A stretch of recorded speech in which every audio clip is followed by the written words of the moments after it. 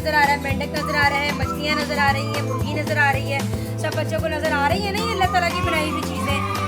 सामने एक लड़का खड़ा हुआ है ग्रिल के उस साइड पे, वो देखकर इनको अल्लाह ताला की बनाई हुई चीजों का शुक्र अदा कर रहा है। अब हम देखते हैं कि हमारी कहानी में ऊपर क्या लिखा हुआ है।